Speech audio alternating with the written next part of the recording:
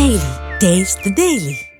జమ్మూ కాశ్మీర్లో ఉగ్రవాదులు మరోసారి నరమేధం సృష్టించే అవకాశం ఉందని నిఘా వర్గాలు అలర్ట్ జారీ చేశాయి. ఎల్ఓసి దగ్గర గ్రామాలను సైన్యం జల్లెడపడుతోంది. పంజాబ్లో కూడా పాక్ సరిహద్దుల్లో హై అలర్ట్ ప్రకటించారు. జమ్మూ కాశ్మీర్లో ఉగ్రవాదులు మళ్లీ విరుచుకుపడే అవకాశం ఉందని నిఘా వర్గాలు హెచ్చరించాయి. దీంతో భద్రతా బలగాలు అలర్ట్ అయ్యాయి. ఎల్ఓసి దగ్గర 80 గ్రామాల్లో భద్రతా బలగాల కూంబింగ్ చేపట్టాయి. పాకిస్తాన్ సరిహద్దు నుంచి భారీగా ఉగ్రవాదులు చొరబడేందుకు ప్రయత్నిస్తున్నారని సమాచారం రావడంతో హై అలర్ట్ ప్రకటించారు. సరిహద్దు గ్రామాలను భద్రతా బలగాలు జల్లెడ పడుతున్నాయి. ఆర్మీతో పాటు CRPF, BSF, Jammu Kashmir police బలగాలు కూంబింగ్ ను చేపట్టాయి. పాకిస్తాన్ 72 టెర్రర్ లాంచ్ ప్యాడ్లను మళ్లీ యాక్టివ్ చేసినట్టు నిఘా వర్గాలు గుర్తించాయి. కథువా జిల్లాలో భద్రతా బలగాల గాలింపు చర్యలు చేపట్టాయి. 2 అనుమానితులు సంచరిస్తున్నారన్న సమాచారంతో గాలింపు చర్యలు చేపట్టారు.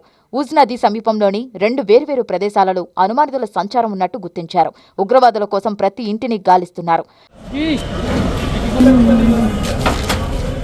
సరిహద్దు ప్రాంతాలపై స్పెషల్ ఆపరేషన్స్ గ్రూప్ ఎస్ఓజీ నిఘా పెట్టింది.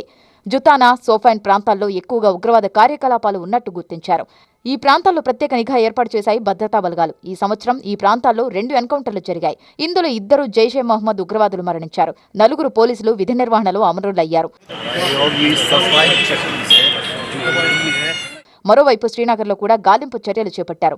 లాల్ చౌక్ ప్రాంతంలో దుకాణాల్లో సోదాలు చేశారు. రిపబ్లిక్ డే వేడుకలను ఉగ్రవాదులు టార్గెట్ చేశారన్న సమాచారం రావడంతో గాలింపు చర్యలు చేపట్టారు. మరోవైపు పంజాబ్లో కూడా హై అలర్ట్ ప్రకటించారు. న్యూ ఇయర్ వేడుకల వేళ పాకిస్తాన్ ప్రేరేపిత ఉగ్రవాదులు పంజాబ్ విసిరే అవకాశం ఉందని అలర్ట్ జారీ అయింది.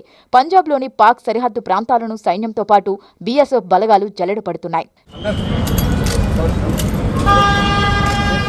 శీతాకాలం కావడంతో ఉగ్రవాదుల చొరబాట్లకు అనువైన సమయమని పాకిస్తాన్ ఐఎస్ఐ భావిస్తోంది.